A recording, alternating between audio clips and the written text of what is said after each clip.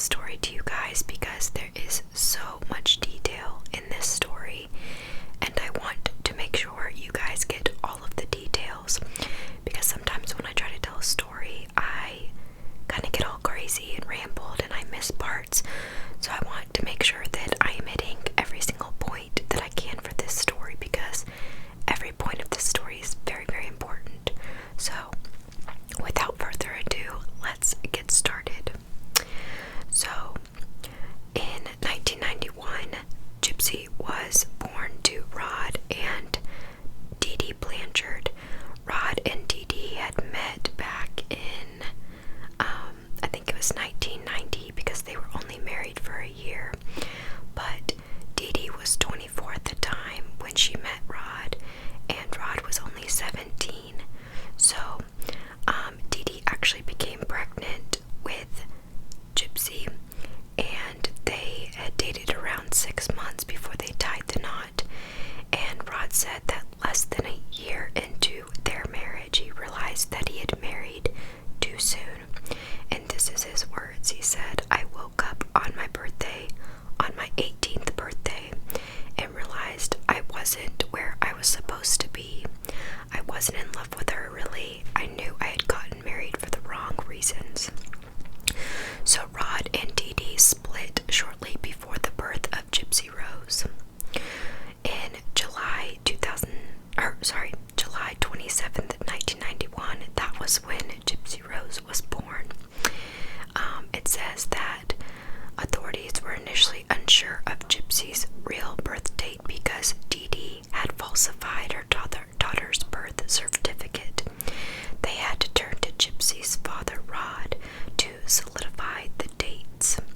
Rod said that she got her name because Dee Dee liked the name Gypsy, and Rod was a huge Guns N' Roses fan. Dee Dee's nephew and Gypsy's cousin, Bobby, said in an interview he remembers Gypsy was born premature, but overall she was a very healthy baby. And even Gypsy's dad said that she was a very healthy newborn baby. So in 1996, Dee Dee had first claimed that Gypsy was unable to walk. When Gypsy was 5 years old, Dee Dee claimed that her daughter was unable to walk due to a minor injury where she had fallen off her grandfather's motorcycle. So Dee Dee had exaggerated the small scrape on Gypsy's knee and turned it into a full-blown paralysis situation.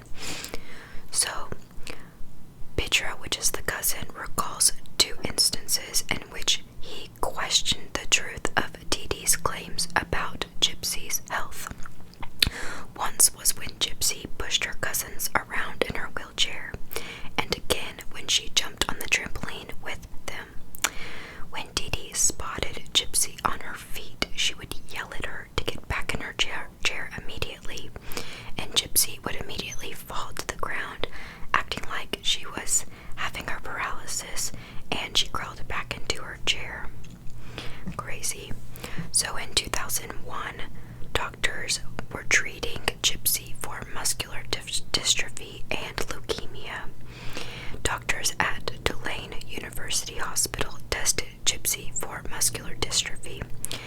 Though the test results came back negative, Dee Dee continued to tell the doctors that Gypsy suffered from the disease.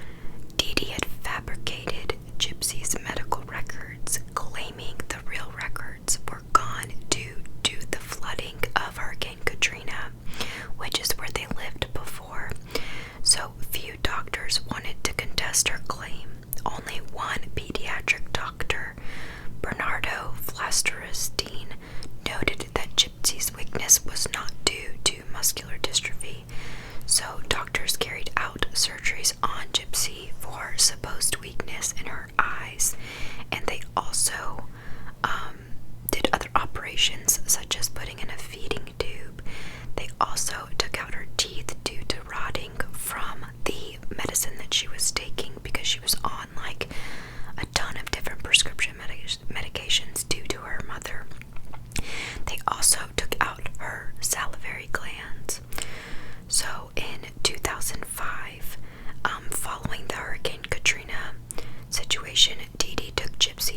special needs shelter in Covington, Louisiana. Dee Dee presented photos of their doomed apartment and claimed that flooding had ruined all of Gypsy's medical records. Shelter doctor Jeanette Jordan cried when she saw Gypsy, to which the young girl responded, "It's okay, you're only human." Dr. Jordan suggested the pair move to Missouri, where they caught the media's attention when Habitat for Humanity built them a wheelchair ramp in front of their new Springfield home, which, if you've seen the story, that is the pink house that they lived in. The pair also accepted a ton of free trips to Disney World, a specialized car for Gypsy's wheelchair, and gifts from Make-A-Wish Foundation. Gypsy told a local Ozarks news outlet, "Love is stronger than any hurricane." In 2007, pediatric neurologist Bernardo Flasterstein notes the possibility of Munchausen by proxy, which is pretty much where Dee Dee had a drive and a motivation to take care of a person who is on disability, and that person has complete and total dependency on her. So Dee Dee did all of these things because she wanted somebody to completely rely on her, and that's exactly what she did with Gypsy. So the only doctor at the time that perhaps thought that Dee Dee was doing this to Gypsy with the Munchausen by proxy, he noticed that Dee Dee insisted Gypsy had the muscular dystrophy. The girl's weaknesses weren't characteristic of that disease, so he noted that there is a strong possibility of Munchausen by proxy, with maybe some underlying unknown etiology to explain for Dee Dee's weird behavior. And then other doctors didn't catch Dee Dee's lies, or at least failed to note their suspicions. Most physicians were utterly enamored by the way that Dee Dee took care of Gypsy. The sleep doctor Robert Beckerman described Gypsy and Dee Dee as his favorite mother-daughter patient and featured GB's treatment in a hospital newsletter. Dee Dee had actual nursing background, so when she would take Gypsy into the hospitals and tell them that she had all of these different things wrong with her, she knew what medicines to administer to Gypsy to give her all of these different symptoms of these different diseases. So when Dee Dee said that Gypsy had leukemia, she actually shaved off Gypsy's hair just to make it look like she actually had leukemia. And then also she had gone to all of these different doctors to try to get Gypsy on certain medications to help with leukemia. So Gypsy almost had her body would react as if she had leukemia, so she was really tired all the time. She looked really pale in her face. There was just a lot of things that were going on in her body that made people believe that she had leukemia because of the way that her mom would administer the different medications to her, which is absolutely crazy to me.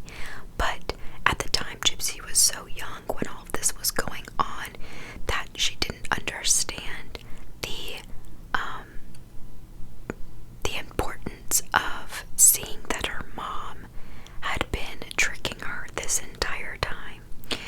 And so in 2009, an anonymous caller reported that Gypsy may not be as sick as her mother had claimed.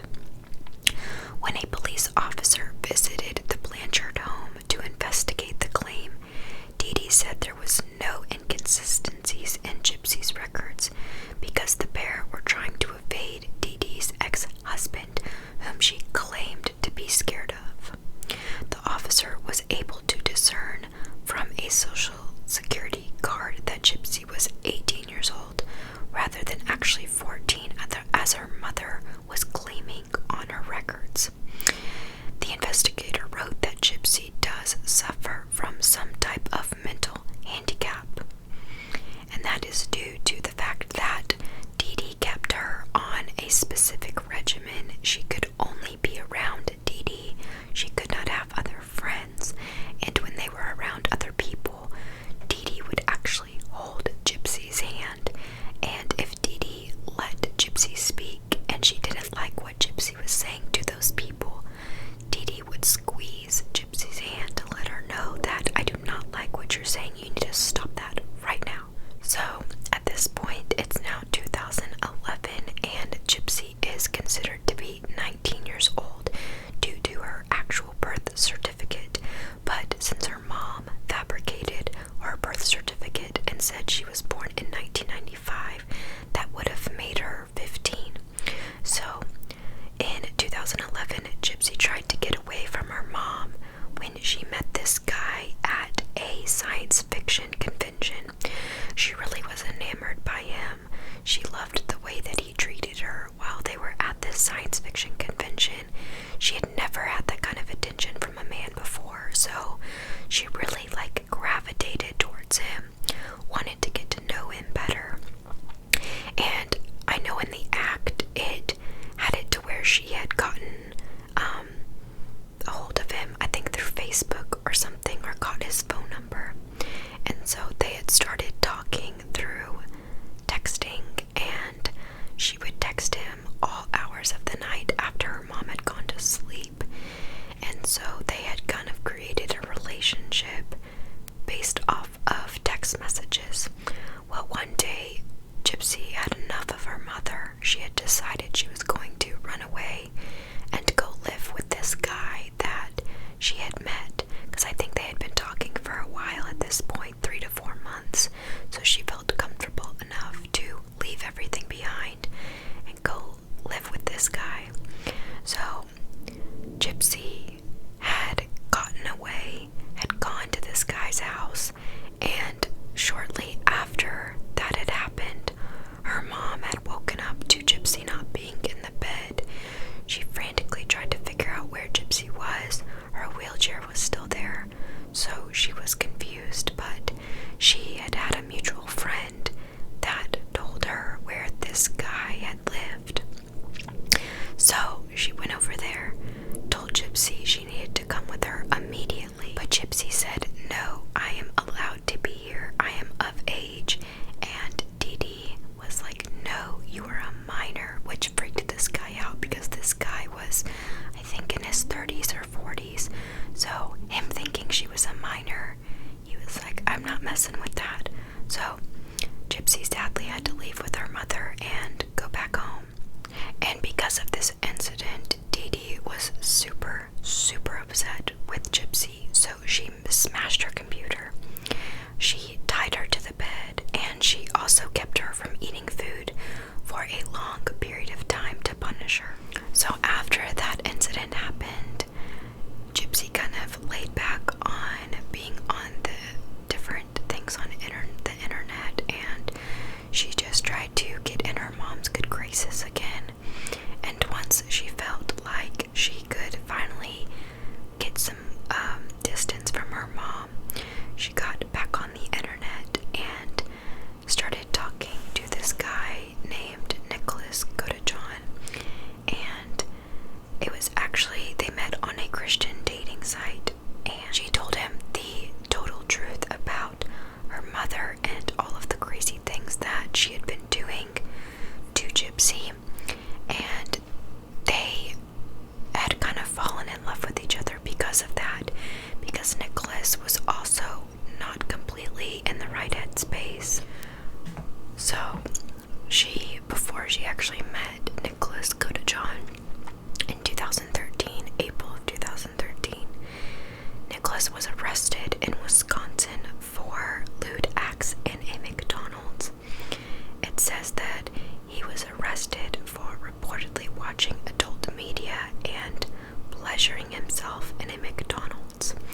The manager had made a report to the police about Godejohn, who was supposedly acting in a disorderly manner.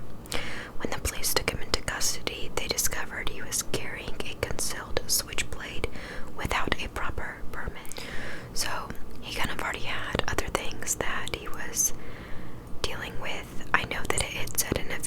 reports that they believed he suffered from minor cases of either autism or Asperger's, so he kind of was not in the right headspace as it was.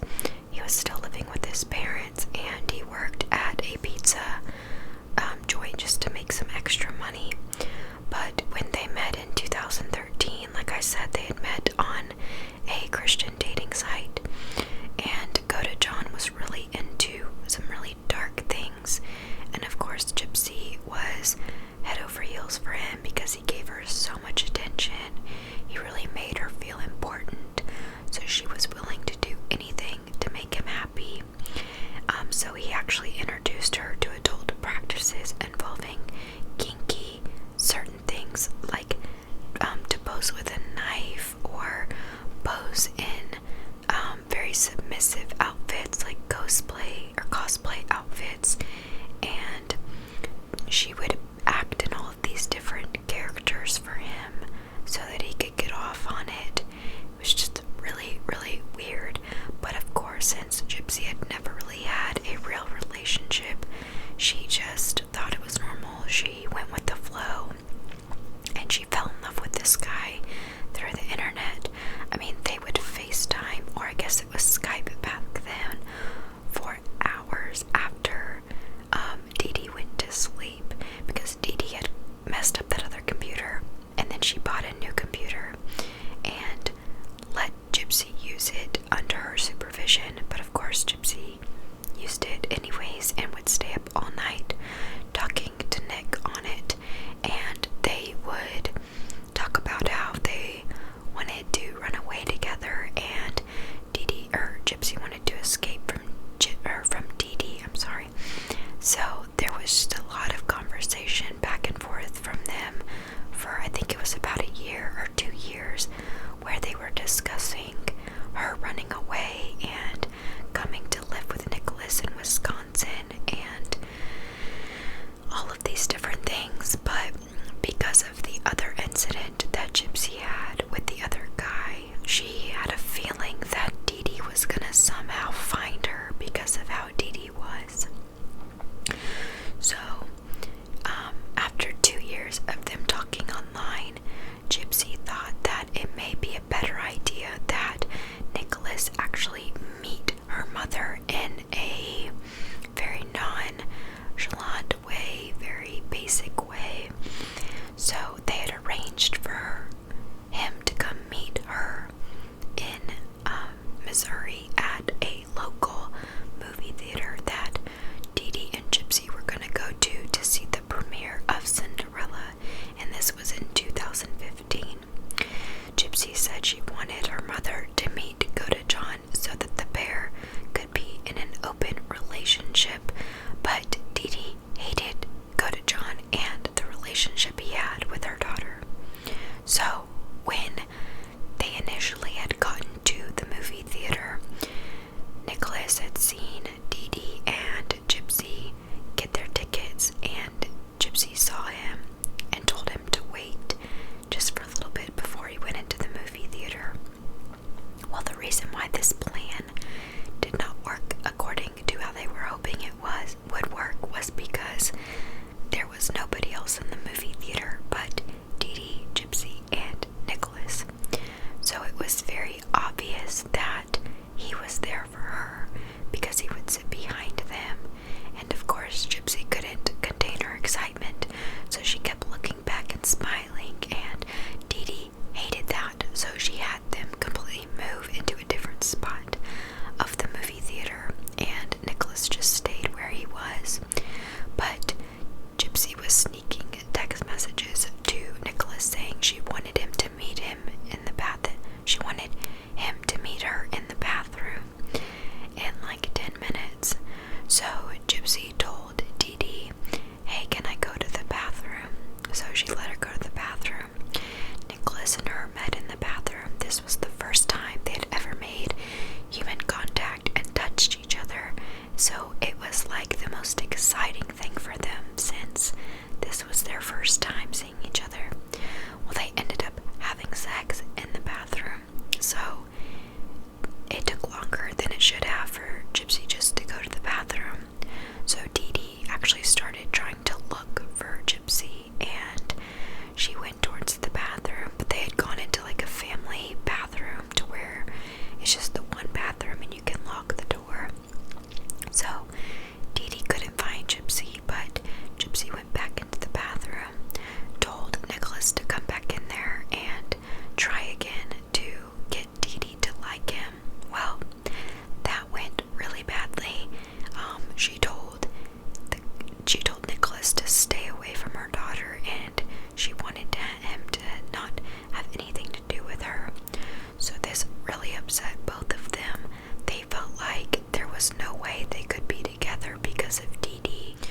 So once Nicholas had left Louisiana to go back to Wisconsin on a bus, they got back into contact with each other through the same way they were before.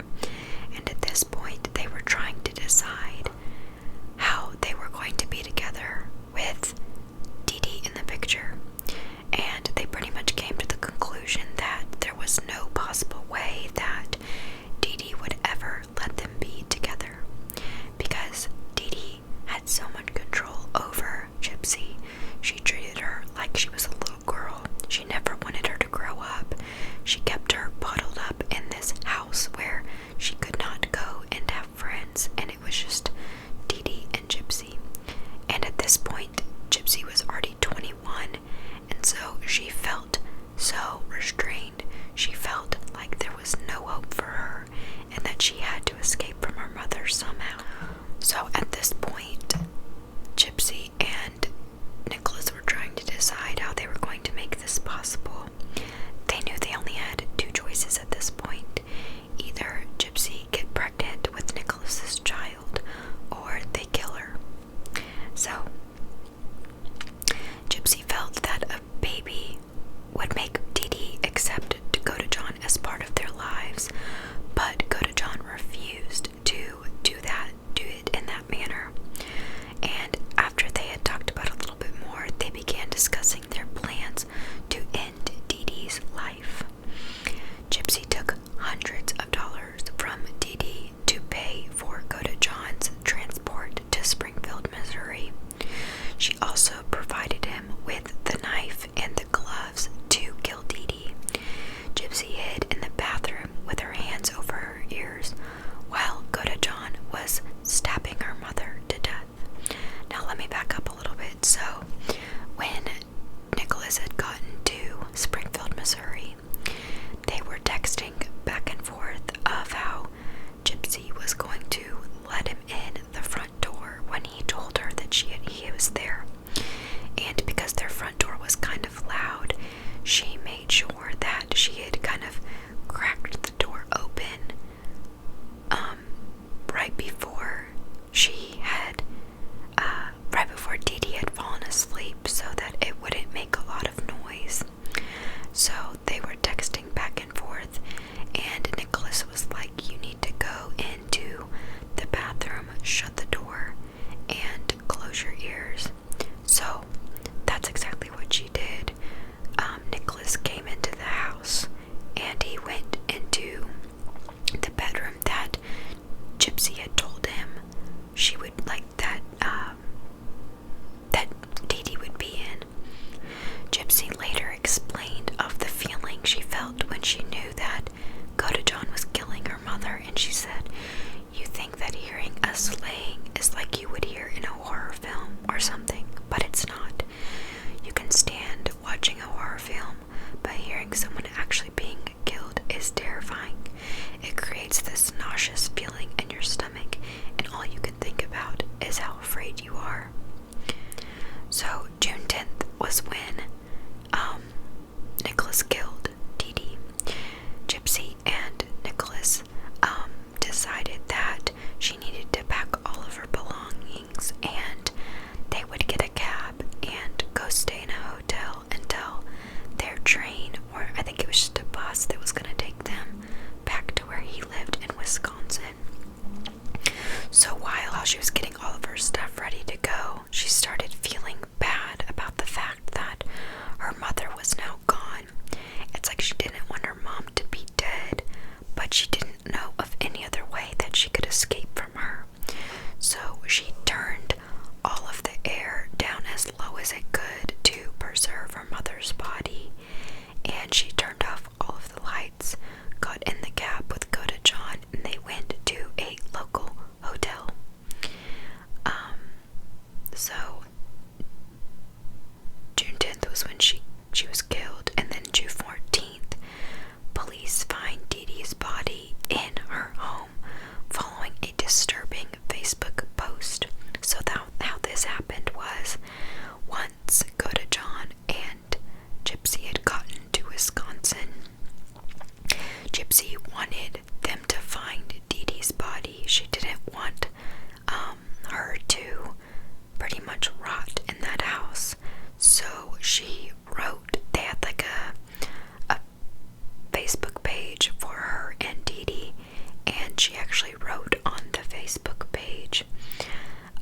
said, "That bitch is dead." And of course, they had so many people following them on that Facebook page, so people started messaging on there, like, "Is everything okay? What's going on?" So, because of this reason, friends called the police, and they had gone to get a search warrant to go and investigate the house that Gypsy and Dee Dee had lived in. They discovered Dee Dee's body in the bedroom and began searching for Gypsy. So of course, everybody who knew them knew that Gypsy was in a wheelchair, so they thought that somebody had come in and tried to kill her and Dee Dee, but Gypsy was nowhere to be found. Her wheelchair was still there, all of her medications were there, so they thought maybe she had been taken, and they were freaking out, thinking something seriously wrong had happened to Gypsy. So, when that post had been put on Facebook, the officials had traced the IP address of the Facebook status to Nicholas Godejohn's house. And when they knew that the police had shown up because they had all of the lights surrounding their house, Gypsy hid in a closet in Nicholas's house, and then Nicholas surrendered to the police. Gypsy also ended up emerging from the house, and to everybody's shock, she was walking. This threw everybody for a loop. They had no idea how she was walking, knowing that she'd been in a wheelchair her whole life. So Gypsy soon revealed everything that Dee Dee had been lying about, all of her illnesses, her inability to walk. And a family friend, Kim Blanchard, said of the discovery at that point, "It really became, I don't know anything about this person. What have I been believing? How could have I been so stupid?" So it's like all of this stuff started adding up, and the fact that Gypsy really, really, really knew in her mind at the point when she got older that she was able to walk, that her mom was lying about her age, that all of these diseases that her mom said she had, she knew nothing was actually wrong with her, but she felt ashamed to end up telling anybody because she felt like they had taken so much from the public, like all these free trips, these different things from Make-A-Wish, the fact that they had got a house for them. She felt like she would have been doing an injustice to everybody by just being honest.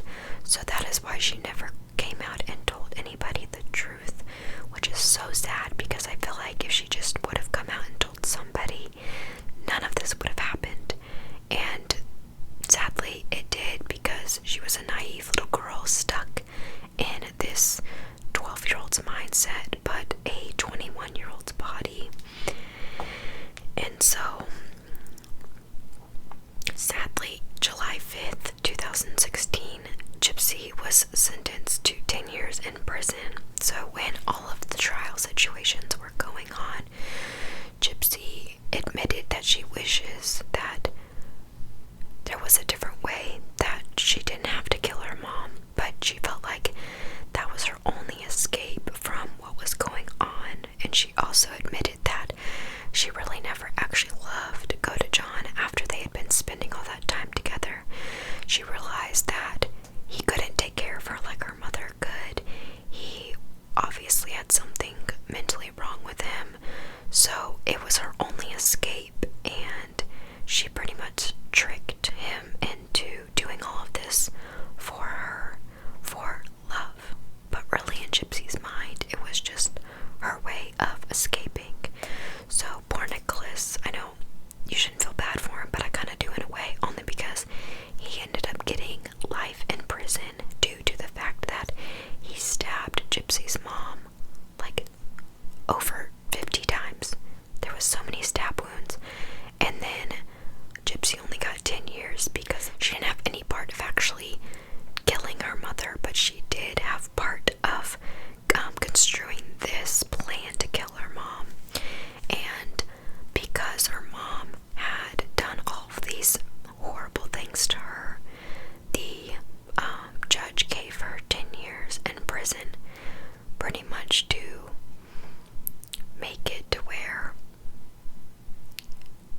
she could understand that it wasn't okay that she killed her mom, but at the same time that what had happened to her was horrible. So the whole story is just crazy. The court had spent about a whole month trying to retrieve all of Gypsy's medical records, because when they were going to all these different doctors' offices, if they started even thinking that Dee Dee was not telling the truth about Gypsy, they would completely leave and go to another doctor. So there was all these different medical records from different areas, and so it took them a long time to actually find all of the information about Gypsy and what was actually really, if anything, was wrong with her. Since it took them so long to find all of the medical records, and understanding that Dee Dee was still controlling Gypsy even after she had turned 18, the judge did a plea bargain with her and she pleaded guilty to second-degree murder or homicide and received the minimum sentence of 10 years in July 2016, and she will be eligible for parole in 2023, which will make her 32. In November 15th, 2018, Gypsy stands in Godejohn's trial. She testified for the defense of Nicholas Godejohn, and she admitted to persuading Godejohn to slay her mother, telling the jury and the prosecution that at the time she believed it was the only way to escape Dee Dee's mistreatment. Gypsy also claimed that she loved Godejohn and often fantasized about starting a family with him. The defense argued that Godejohn's actions were a result of love and desire to protect Gypsy from her mother. They also claimed his autism diagnosis rendered him incapable of deliberation. So in February of 2019, Godejohn was sentenced to life in prison. A jury found him guilty of first-degree murder, and he received a life sentence without the possibility of parole. His lawyer attempted to obtain a new trial on the grounds of a psychiatric testimony, in which he claimed that Godejohn had diminished capacity and could not be held responsible for his actions. A judge denied a new trial, but he recognized that the psychiatrist's opinion would likely be a value as Godejohn's cases moves through the appeal process. So this story is just beyond crazy, because this poor girl, trying to escape from her mother but didn't know how, met this man who killed her for her. But at the end of the day, she now is engaged to somebody else. Godejohn has not spoken to her since